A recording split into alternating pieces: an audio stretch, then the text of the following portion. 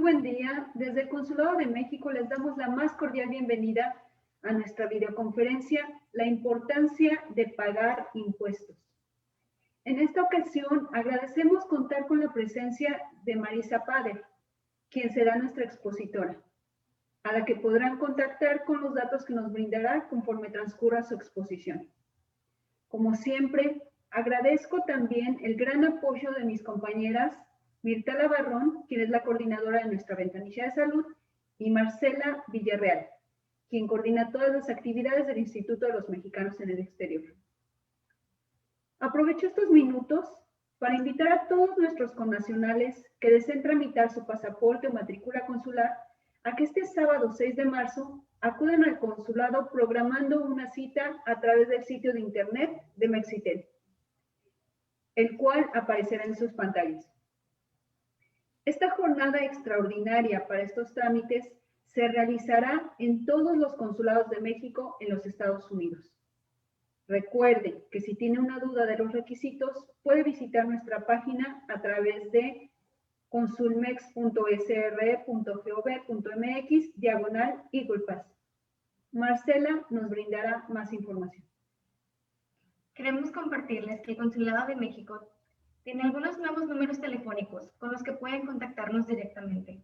Ahora ponemos a su disposición 4 números principalmente de nuestro Departamento de Protección, el cual sin duda es uno de los más solicitados, así como su número de emergencia. También, para aquellos que llegarán a tener algún problema al hacer su cita para este sábado 6 de marzo, ponemos a su disposición el teléfono 830-971-2280. Ahora invito a mi compañera Mirtala a que continúe. Gracias, Marcela. Muy buenas tardes. Les saluda Mirtala Barrón de la Ventanilla de Salud del Consulado de México. Nada más les quiero recordar que la Ventanilla de Salud es uno de los módulos con los que cuenta este consulado para brindar información y educación en salud. En un futuro estamos previsto continuar con todas las ferias de salud que llevábamos anteriormente para ofrecer servicios gratuitos de glucosa, presión arterial, colesterol. Para cualquier información nos pueden contactar a nuestra página de Facebook, Ventanilla de Salud EaglePass. Nos pueden llamar también al 830-212-9537 o nos pueden escribir a ventanilladesaludep@outlook.com. Pues sin más preámbulo, quiero darte la bienvenida, Marisa, y agradecerte tu colaboración, como siempre, con la Ventanilla de Salud y el Consulado de México. Y te cedo la palabra para empezar con esta interesante conferencia sobre la importancia de pagar impuestos. Bienvenida, Marisa.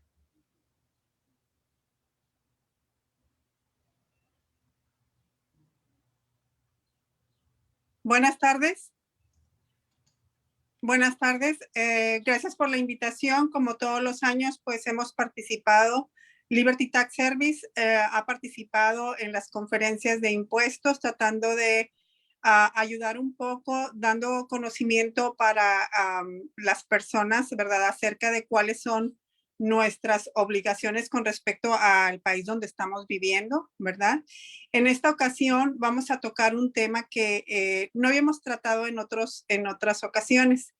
La pregunta que vamos a tratar de resolver o darle respuesta es ¿por qué es importante el pagar impuestos? Bien, pues tendríamos que hacer un poquito de bosquejo acerca de los impuestos, la historia de los impuestos. Aquí en Estados Unidos, la historia de los impuestos empieza cuando en el tiempo de las colonias protestaron ante Gran Bretaña por los impuestos de la póliza en 1760, lo cual trajo como consecuencia la Revolución Americana, y después de ganar la independencia de los Estados Unidos empezaron a cobrar impuestos. En ese tiempo era muy fácil evadirlos porque no había manera a veces de localizar a los contribuyentes. Ya en 1950, a través de Mr. Hoover, se empezaron a asignar números a las personas. Esos números son los llamados seguros sociales que tenemos cada uno de nosotros, ¿verdad? Y de esta manera, pues se puede identificar a cada uno de nosotros en el lugar donde está trabajando, cuántos ingresos está teniendo y qué impuestos ha pagado. Pero volviendo a tomar la base, ¿verdad? De por qué tenemos que pagar impuestos. Bueno, pues la respuesta es muy simple hasta cierto punto, porque el declarar impuestos es cumplir con una obligación cívica, ¿verdad? El no cumplir con ella, pues puede traer consecuencias civiles y penales fundamentalmente. Pero entonces también tendríamos otra segunda pregunta que es más relevante. Entonces, ¿qué tan importante es pagar impuestos? Bueno, pagar impuestos conlleva también, así como lleva una obligación, también conlleva los beneficios, ¿verdad? Tenemos beneficios de servicios públicos a través de los impuestos que pagamos y a la vez es una excelente manera de mantener un registro de los años vividos en el país para aquellos que son residentes y que en algún momento también desean obtener una ciudadanía, ¿verdad? O aquellos que están como no inmigrantes o no han tenido o esperan tener una resolución a su situación migrante dentro de Estados Unidos. El primer requisito que pide el gobierno de Estados Unidos es el haber completado con las declaraciones de impuestos por los años vividos aquí dentro de Estados Unidos. Ahora, ¿qué beneficios podemos obtener de alguna manera si pagamos impuestos? Pues uno de los beneficios que podemos tener si somos ciudadanos respetuosos de las reglas y regulaciones del gobierno de Estados Unidos es el que se nos tome en cuenta, ¿verdad? En situaciones legales como dije ahorita, ¿verdad? Volver a confirmar el hecho si queremos obtener una ciudadanía dentro de Estados Unidos, pues el comportamiento de nosotros con respecto a la obligación fiscal es la primera causa de que se nos la otorgue, ¿verdad? También nuestros hijos pueden disfrutar de educación en escuelas públicas. Recuerden que no pagamos en las escuelas por tener a nuestros hijos o nietos, ¿verdad? Y están recibiendo una educación muy óptima porque no solamente hablamos de que reciben comida, sino que reciben una tecnología que difícilmente podrían obtener fuera de una escuela pública. También vamos a obtener situaciones más confortables como ciudadanos de nuestra localidad. Por ejemplo, podemos gozar de carreteras, ya que muchas de las carreteras también tienen financiamiento federal. Podemos disfrutar de muchísimos otros beneficios, ¿verdad? Los hijos cuando se van a colegio pueden solicitar FAFSA si nuestros ingresos son bajos, ¿verdad? Y pueden tener ya una scholarship, el cual cubra completamente el tuition o colegiatura de la escuela. De hecho, también hay muchas mejoras dentro de nuestra vecindad que vienen con recursos federales, ¿verdad? Así que pagar impuestos tenemos que tener presente que es una forma de demostrar el cumplimiento de las leyes fiscales de los gobiernos estatales y federales. Es muy importante estar al día con ellos y pagar impuestos es cumplir con la ley. No importa si somos residentes o ciudadanos de Estados Unidos o si no estamos completamente regularizados bajo algún beneficio migratorio. Si estamos trabajando aquí y estamos teniendo ingresos, tenemos que reportarlos. Inclusive si nosotros somos ciudadanos americanos viviendo fuera de Estados Unidos y estamos obteniendo ingresos en un país ajeno a Estados Unidos, esos ingresos también tenemos que reportarlos dentro de Estados Unidos. Hay muchas reglas para poder facilitar esos reportes, ¿verdad? Y que no vayan asesados con impuestos doblemente.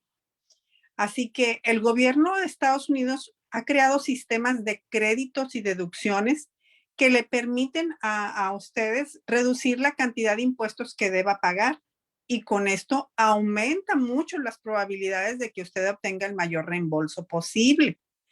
Recuerde que al declarar impuestos y emitir deducciones, usted es más probable que reciba reembolsos. Estos reembolsos, pues el IRS los facilita de tal manera de que lo hace de manera muy ágil. Así que toma en cuenta que la preparación de los impuestos es algo serio. Por lo tanto, por favor, tenga cuidado de aquellas personas que quieran hacer el trabajo para usted y no tengan también entrenamiento o sepan cómo prepararlos correctamente para que ustedes no puedan cometer errores que después tengan que ser pues sancionados o penalizados, ¿verdad? Así que cerciórese si su declaración de impuestos está correcta.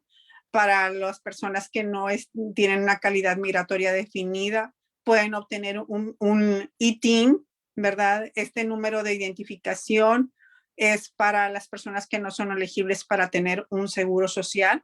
Más sin embargo, con este número ellos son candidatos a hacer sus declaraciones de impuestos. Recuerde siempre, nadie se puede escapar de los impuestos. Recuerdo que al cumplir con esta obligación, también conlleva beneficios y a veces los beneficios son mucho más grandes que la obligación. ¿Por qué? Porque lo interesante aquí es que necesitamos saber que el principal beneficiario al pagar impuestos somos nosotros mismos y nuestra familia. Por eso es relevante a veces cambiar ese enfoque que tenemos de que es algo gravoso para nosotros, que lo estamos viendo a veces como una carga o algo incómodo. Es más, el proceso de la declaración cambiará si lo va a llevar usted a cabo con otra visión. Tengamos presente que todas las declaraciones de impuestos que hemos hecho lleva el beneficio de nuestro retiro y servicio médico cuando nosotros ya no seamos personas que puedan producir dinero o ingresos bajo trabajo o bajo negocio. Entonces, la declaración de impuestos nos va a dar la facultad de que podamos vivir cuando ya nosotros estemos retirados y ya no tengamos ingresos suficientes o ya no tengamos ni siquiera ingresos. Y recuerde también que ese retiro va a depender de con cuánto usted cumplió con la obligación. ¿Por qué? Porque yo he escuchado personas que mencionan que, ¿verdad? Yo no quiero pagar tanto, pero se les olvida que en el pago de los impuestos está realmente la cantidad de cheque que van a recibir cuando estén retirados, ¿sí? Así que lo importante de pagar impuestos ahora son los beneficios de los que nosotros estamos gozando actualmente y en el futuro, el que nuestra pensión de retiro esté asegurada por cantidades que puedan satisfacer nuestras necesidades vitales. También quiero decirles, actualmente estamos viviendo época muy diferente a todos los años, ¿sí? Hemos cambiado la manera de hacer impuestos, hemos cambiado la manera de reportarlos, así que yo les sugiero a todas las personas. Actualmente en Texas tiene una garantía automática de extensión debido al desastre federal por el frío que hubo en Texas, de pasarse del 15 de abril, que es nuestra fecha para hacer el reporte, para el 15 de junio. ¿Ok? Así que tenemos tiempo suficiente y para que lo hagamos consciente de lo que vamos a reportar, ¿verdad? Para poder garantizar que todo lo hagamos bien. También tenemos que tener presente que en esta ocasión nosotros vamos a tener que reportarle a nuestro preparador de impuestos si recibimos el estímulo económico que fueron dos, uno durante el 2020, que fue a partir de mayo, creo, y el otro que fue ahora en enero y febrero. No es que esos estímulos vayan a afectar nuestro reembolso de mala manera porque se vayan a sumar a nuestros ingresos, sino es únicamente para aquellas personas que no recibieron su estímulo económico lo puedan reclamar a través de su declaración de impuestos. Así que si ustedes declaran que sí recibieron sus dos estímulos, pues entonces en su income tax no se va a reclamar ninguna cantidad porque ustedes ya fueron satisfacidos con el estímulo. Hay otras condiciones que nos están llevando a pedir documentación de más. Los reportes de income tax a través del tiempo también ha servido a mucha gente para cometer fraudes federales, como por ejemplo el prestarse niños,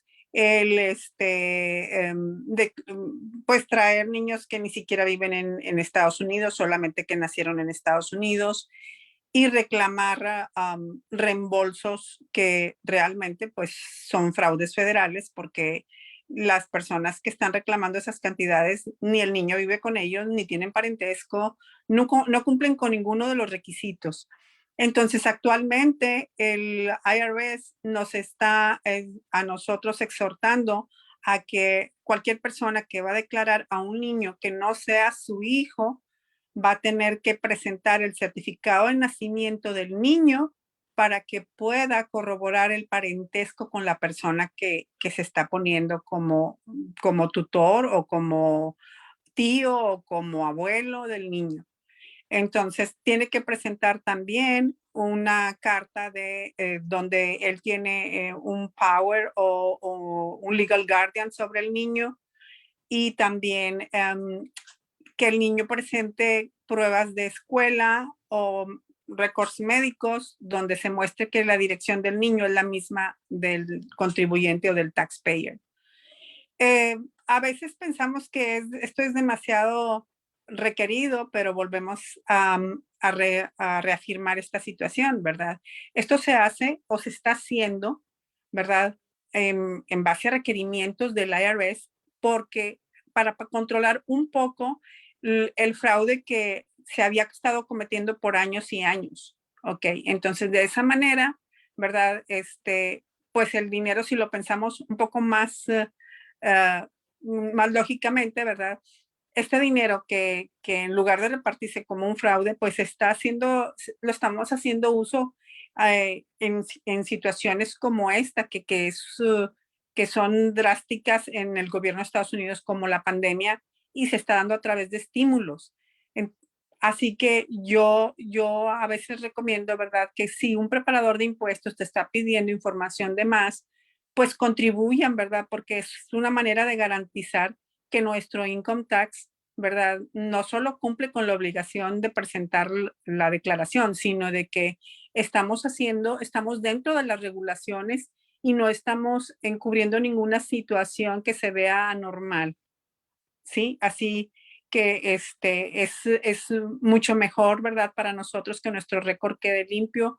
Ahora la mayor parte de las compañías como Liberty Tax, como otras franquicias, ¿verdad?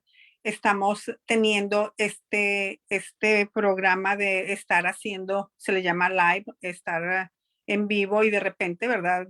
Nos solicitan una evidencia de algún reclamo que estamos haciendo.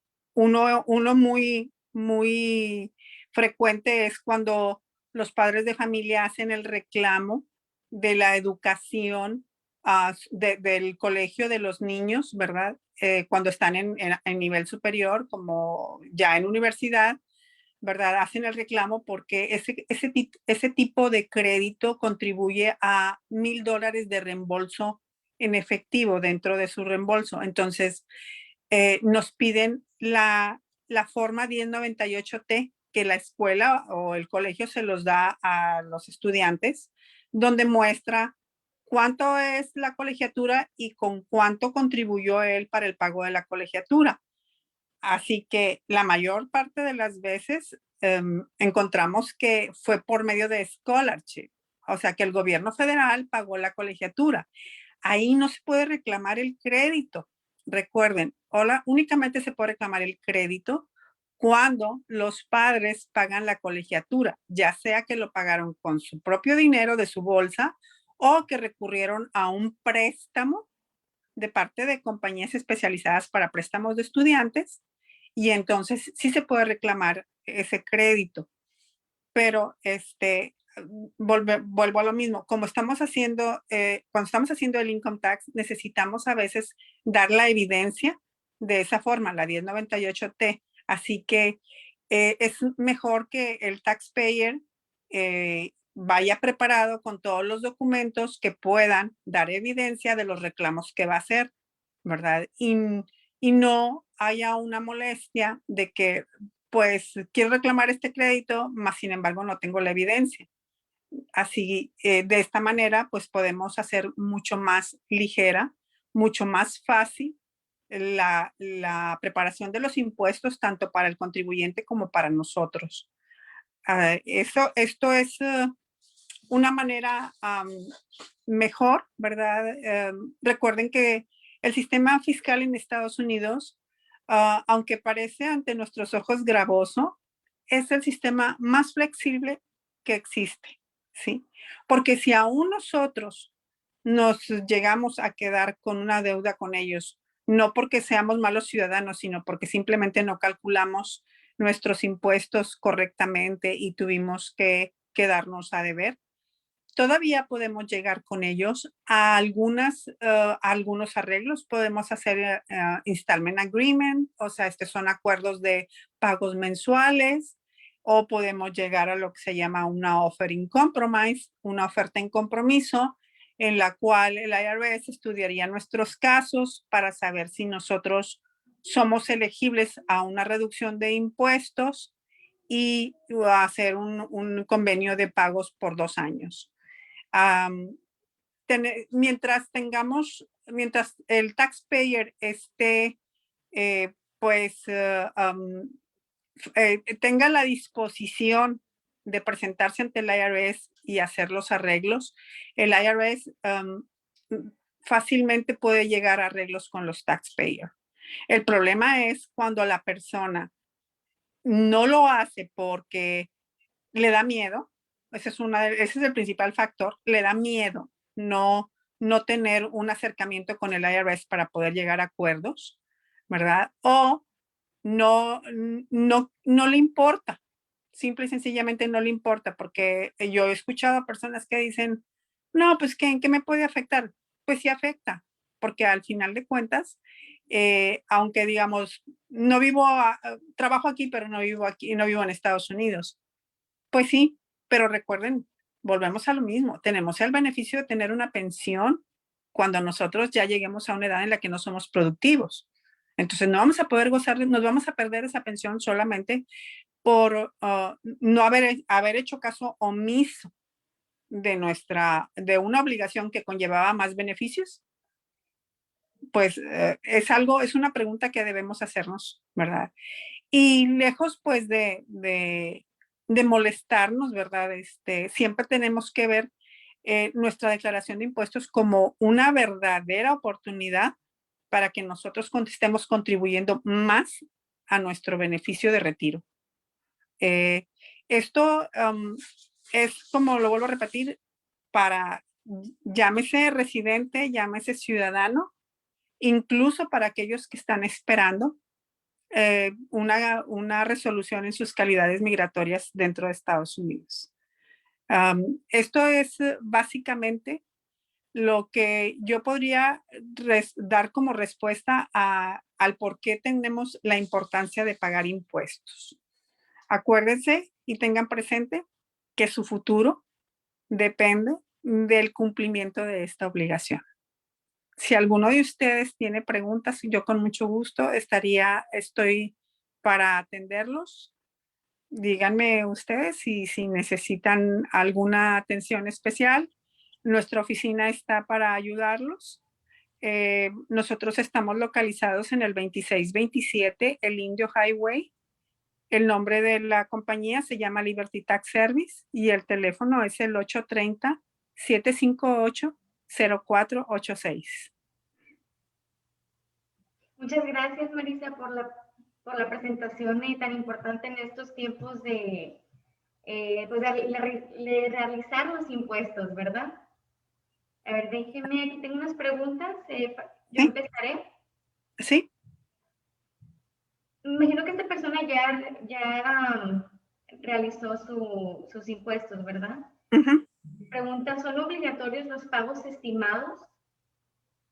Sí son obligatorios cuando usted ya sé que ya ha tenido o ya ha hecho declaraciones y se ha quedado a deber más de $1,000 en alguna declaración anterior, ¿sí? Vamos a suponer, si yo en el 2019 me quedé a deber $1,200 de impuestos, entonces estoy obligada a hacer los pagos estimados al siguiente año. Al siguiente año los pagos estimados se van a calcular del 100% basado en lo que yo me quedé a deber o el 90% del año actual, de los ingresos del año actual. Pero sí existe una obligación y existe penalización por no hacerlos. Para agregar a esta pregunta, ¿sabe qué son las consecuencias de no pagar los impuestos? Bueno, tenemos muchas consecuencias también cívicas y penales, ¿verdad? El no pagar los impuestos, como yo mencionaba, para los que son residentes, no son elegibles para ciudadanía, ¿sí? Para las personas que son ciudadanas, se les quitan muchos beneficios, ¿sí? Por ejemplo, a la hora de que también vaya a cobrar su cheque de retiro, se acerca al Seguro Social para poder llegar a un acuerdo con ellos, su cheque va a tener lo que se llama un garnishment o está hipotecado hasta cierto punto, ¿verdad?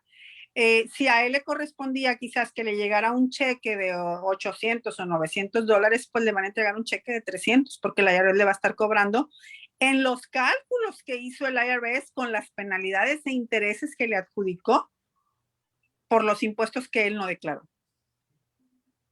Muchas gracias. La siguiente pregunta es, ¿qué debo hacer si cometí un error cuando declaré los impuestos? Bueno, tenemos, como mencionaba, el sistema de fiscal en Estados Unidos es tan flexible que nosotros podemos hacer lo que se llama un 1040X o una 1040X, que es una enmienda, ¿sí? Nosotros podemos ahí inmediatamente reparar el error, ¿verdad?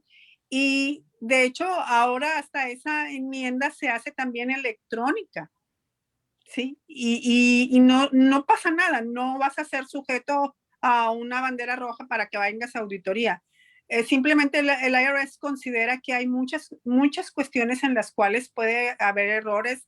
Hay errores de transponder, que significa que muchas veces un error de dedo confundió el número y lo convertimos a otro. Puede ser que un 9 lo confundimos con un 3 o así. Entonces, si se ajusta, es mucho mejor hacer una enmienda que dejar pasar un error, el cual a lo mejor el IRS lo va a anotar en 2 años más y te va a hablar, ¿verdad? Pero ya viene con ciertas penalizaciones. Ok, sí. Gracias. La siguiente pregunta es, realicé mi trámite en línea, ¿qué debo hacer si mi declaración fue rechazada? Bueno, cuando una declaración es rechazada, por lo general se menciona un código por el cual fue rechazado. Puede ser rechazada porque quizás uno de los dependientes que pusimos en el Income Tax, el Seguro Social, tuvo un error de transponder y pusimos un número y es otro, ¿verdad? O fue rechazada porque alguien nos puso a nosotros de dependiente en otro Income Tax, o tenemos robo de identidad y se nos adelantó el ladrón a hacer el income tax.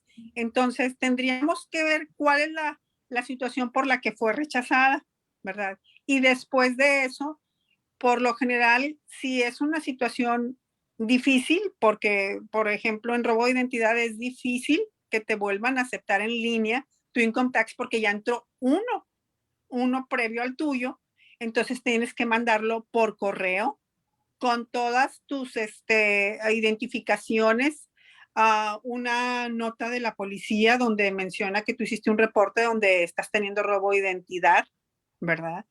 Y otro reporte del Seguro Social donde tú estás yendo a corroborar si hay ingresos que no son tuyos. Entonces, todo eso se tiene que mandar por correo y también tu income tax para darle saber de que tú eres la persona real o indicada para tener ese seguro social. Okay. Es un proceso, pero casi todos los problemas tienen solución, ¿verdad? Sí, como menciono y vuelvo a corroborar, el IRS es muy flexible, tiene realmente respuesta para situaciones que a veces uno piensa que me lo irán a entender, pues sí, sí se tiene respuestas, hay ley para cada situación.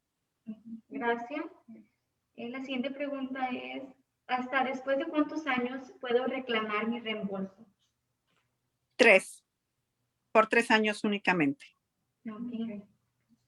Muchas gracias. Por mi parte son las únicas.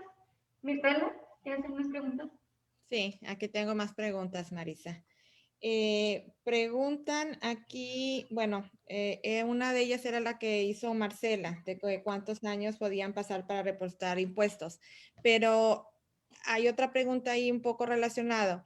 Si no los pagas después de esos 3 años, ¿qué es lo que pasa? ¿Qué es lo que hace el IRS? Puede, porque hay un mito o no sé cómo se pueda considerar de que podría venir a tu casa o, Bueno, ajá, perdón. sí, no, O está bien. Sí. también te llama o te manda cartas, porque eso es algo que está muy seguido. Recibes también llamadas telefónicas de supuestamente que es el IRS y mucha gente se asusta, Marisa. Entonces Sí. es una pregunta que hacen. ¿Qué es lo que hace el IRS realmente? Bueno, si tú no reclamaste reembolsos por 3 años, cuando tú hagas el income tax, no, no vas a pagar, pero ya no vas a poder reclamar tu dinero. Ahora, si tú te quedaste a deber, entonces, lógicamente, el IRS va a empezar a cesarte los impuestos junto con intereses y obligaciones y penalizaciones, ¿verdad? Lo cual va a aumentar la deuda que debiste haber reportado. Lo que tú puedes hacer entonces, pues es lógicamente acercarte al IRS y tener una forma de llegar a un acuerdo con ellos. Si no lo hiciste, el IRS va a hacer sus propios cálculos. Él no va a meter deducciones a las cuales tú tenías la facultad o el beneficio de ponerlas, ¿verdad? Dentro de tus ingresos. Él no va a poner nada, él va a poner tus ingresos y va a hacer los cálculos de impuestos, ¿ok? Entonces, lo que va a hacer es va a estarte cobrando por carta. Escuchen bien porque esto es muy continuamente me llaman a la oficina por eso mismo. El IRS nunca se pone en contacto con el contribuyente por teléfono. Nunca, nunca. Esas llamadas por teléfono son scams, es fraude, ¿ok? El IRS no te va a cobrar por teléfono, no. Él te va a mandar una carta, te va a mandar previas cartas para avisarte de tu deuda, para avisarte que tienes la obligación de pagar determinada cantidad de dinero por tal periodo, ¿verdad? Y si tú no cumples con tener un acuerdo con él, por llegar a un acuerdo con él, lo que él va a tomar en cuenta es entonces hacer lo que se llama un levy. Primero hace un levy, es ir a buscar cuál es tu cuenta de banco, ¿sí? Y ahí va a congelarte tu cuenta. Aún así, supongamos que tú eres un pequeño negocio y tienes empleados y te congelaron la cuenta y no puedes pagarle a tus empleados porque ya está congelada la cuenta. Aún así, hay un teléfono al cual tú te puedes dirigir y decirles cuál es la situación, pero prometer que vas a tratar de llegar a un arreglo. Te quitan el levy para que puedas cumplir con tus empleados. Para el IRS es primordial el empleado. Es algo que nosotros decimos que es una prioridad. El empleado debe tener su dinero y el IRS lo considera también así, ¿verdad? Si tú aún así dices tú, bueno, pues no tengo nada en la cuenta de banco, que me congelen la cuenta de banco, no me importa. Ok. Sí puede haber cárcel. Sí puede haber cárcel, ¿verdad? ¿Por qué? Porque el IRS trató por muchos medios de llegar a ti y tú hiciste caso omiso de eso. Sí. Algo también que ahorita se me viene a la cabeza hablando de cárcel por motivos de impuestos federales es cuidado. Yo he escuchado a mucha gente que dice, lo quiero hacer separada de mi marido o lo hice el año pasado separada de mi marido porque me lo recomendaron, porque él gana mucho, yo gano poco y puedo reclamar el crédito de los niños. cuidado, porque ese es fraude federal. Ese es fraude federal. Si tú estás casada, tú tienes que estás comprometida a hacer el income tax con tu esposo, ¿sí? Y hacer la declaración en conjunto. Porque si no lo haces, estás violando una ley federal que también lleva a cárcel. Mucha gente me dice, no, pues es que nosotros tenemos muchos años, pues, y nunca nos ha pasado nada. Bueno, no se sigan confiando en la buena suerte, ¿verdad? No es algo que dure toda la vida, ¿verdad? Aparte, hay mucho más beneficios cuando haces el income tax haciéndolo en conjunto que haciéndolo separado. Sí, hay más deducciones, se dan mucho más créditos que haciéndolo. Lo ideal es que cuando una persona casada quiere ser responsable por sus propios impuestos, separada de la responsabilidad de su esposo, entonces ellos deben de hacer su income tax diciendo, somos casados, pero haciendo income tax de manera separada. ¿Sí? Eso es muy diferente a que yo diga, yo voy a entrar como cabeza de familia con mis hijos para reclamar el crédito y mi esposo que lo haga separado como soltero. Eso es un fraude federal. ¿Sí? Entonces, tengamos presente cuáles son las situaciones o errores en los que podamos caer y tratar de evitarlo siempre. Ok, pues muy buena la explicación, Marisa. Sí. Muy bien. Ok, tengo otra pregunta. ¿Los beneficios por el desempleo están sujetos a impuestos? Sí. Los beneficios o el dinero o el ingreso por desempleo está sujeto a impuesto de income tax, pero no de Social Security y Medicare. Ok, ¿Sí?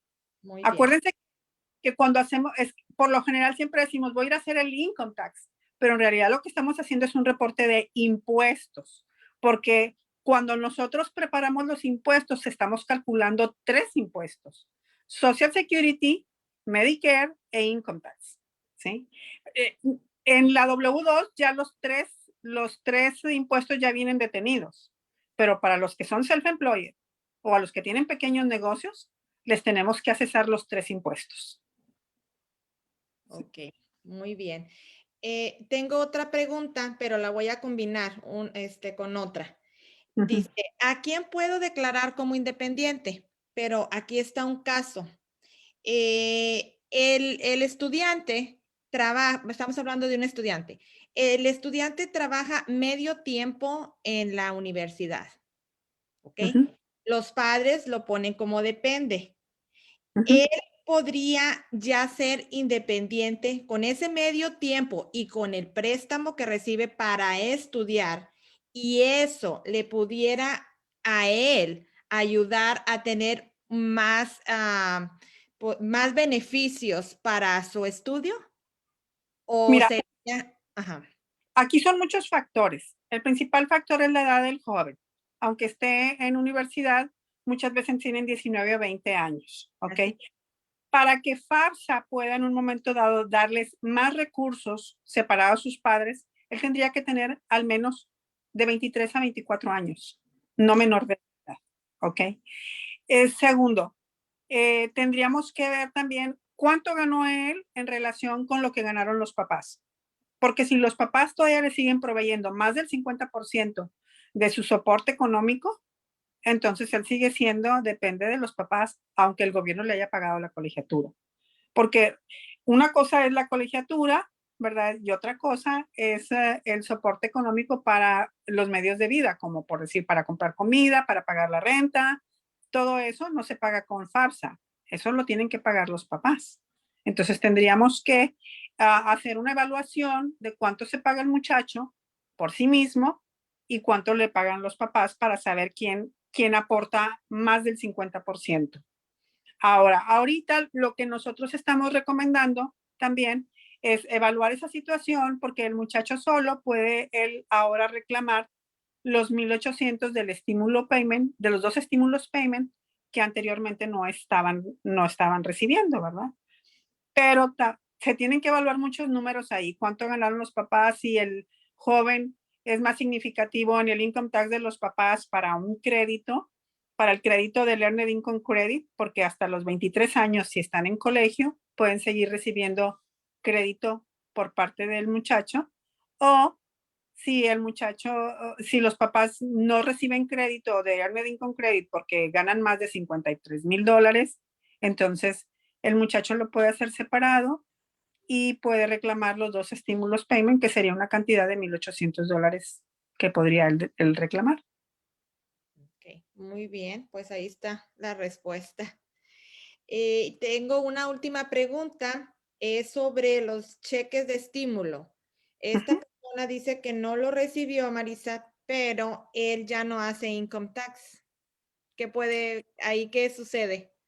Bueno, el IRS les pidió a las personas que, aunque no hayan recibido otros ingresos, que hicieran un income tax para que pudieran reclamar el estímulo que estuvo faltante. Es decir, él puede ir a cualquier locación a hacer un income tax y decir, yo nada más vengo a reclamar el estímulo payment, y se le hace una declaración de impuestos sin ingresos, nada más, solamente reclamando el estímulo payment. Ok, perfecto. Bueno, pues de mi parte es todo. No sé si por parte de mis compañeras tengan alguna otra pregunta. Así es, muchas gracias, Marisa.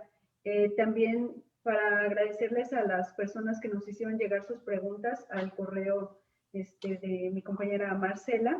Le voy a hacer otras preguntas, probablemente ya algunas han sido respondidas, pero bueno, en atención a esto. Claro que sí.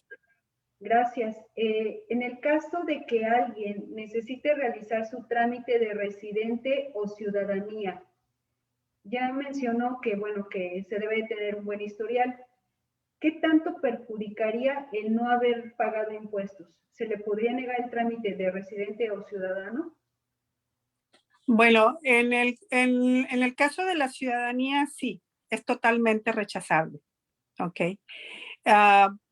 Porque tengan presente que IRS no se mete con migración. ¿Sí? Al IRS no le importa si eres residente, si eres ciudadano o si no tienes calidad migratoria. A él lo que le interesa es el cobro de los impuestos. Pero a USCIS, a migración, sí le importa. Él sí se mete con la cuestión fiscal. Estás cumpliendo porque eso es lo que me deja saber si tú eres un buen ciudadano como para pertenecer al gobierno de los Estados Unidos. ¿Sí? Así que sí es muy importante que sí se cumpla, tanto si es para renovar residencia o si es para querer adquirir la ciudadanía. Gracias. Otra pregunta. Realicé mi declaración con un programa que compré, pero no me devolvieron mi dinero a favor. ¿Qué puedo hacer? No le mandaron su dinero a favor. Eso significa que la persona que declaró, tenía un reembolso y no le mandaron el reembolso. Así es. Ella sacó copia de la declaración. No es mucho, me imagino que debe tener su comprobante si lo saco por el programa. Ajá. Bueno, lo principal es que ella compruebe primeramente si al IRS le llegó su declaración de impuestos, ¿verdad? Ese es el primer punto. Saber si la declaración de impuestos se está procesando dentro del IRS, ¿verdad? Porque muchas veces, aún electrónicamente, hemos tenido casos en que el IRS no lo pudo recibir por causas técnicas. Y aunque a nosotros nos aparezca que ya fue entregado electrónicamente, el IRS no lo recibió. Entonces ha habido necesidad de reenviarlo. ¿Sí?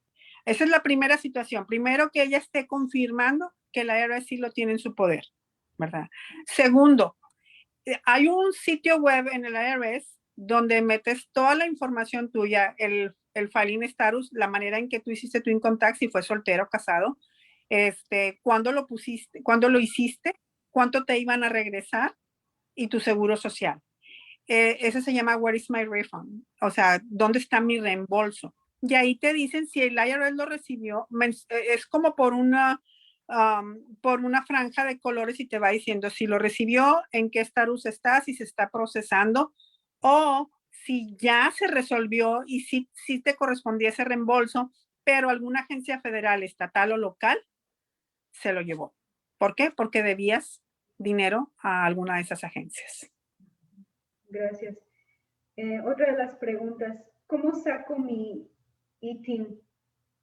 El ITIN por lo general se procesa junto con una aplicación de impuestos. Por lo general, se procesa junto con la aplicación de impuestos mediante una forma que es la W7. Ahí pones toda la información tuya y tiene que ir acompañada con un acta de nacimiento original y con una identificación del país de México. Por lo general, decimos que por el país de México, porque el ITIN es parte de un tratado internacional únicamente entre Canadá, México y Estados Unidos, ¿sí? Entonces tendría que ir una identificación, las identificaciones que son aceptadas o requeridas por el gobierno para poder otorgar el ITIN, vienen siendo la licencia, viene siendo la credencial de votar o el pasaporte mexicano. Entonces, esos documentos tienen que ser originales, ¿sí?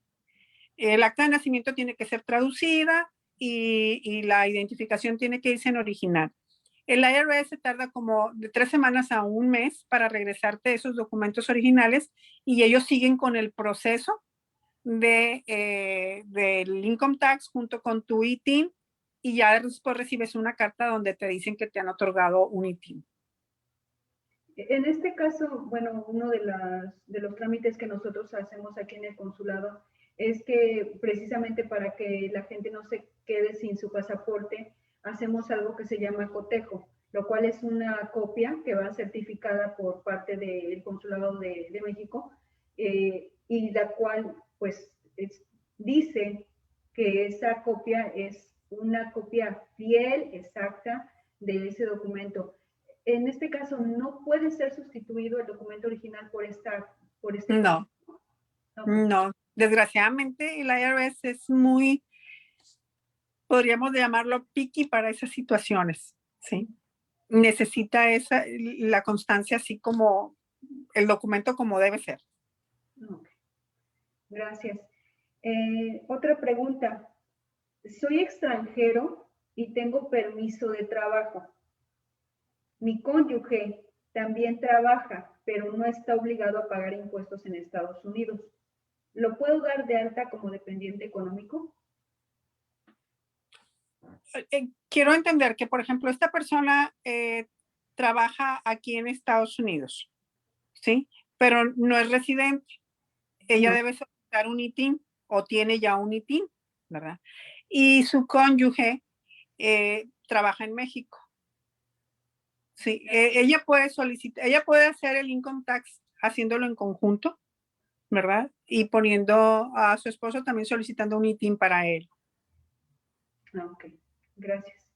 Y la última pregunta. Si no pago impuestos, ¿es posible que si tengo una cuenta de ahorros me absorban mis fondos? Sí, sí. Acuérdense que el gobierno de Estados Unidos tiene tratado con todos los bancos.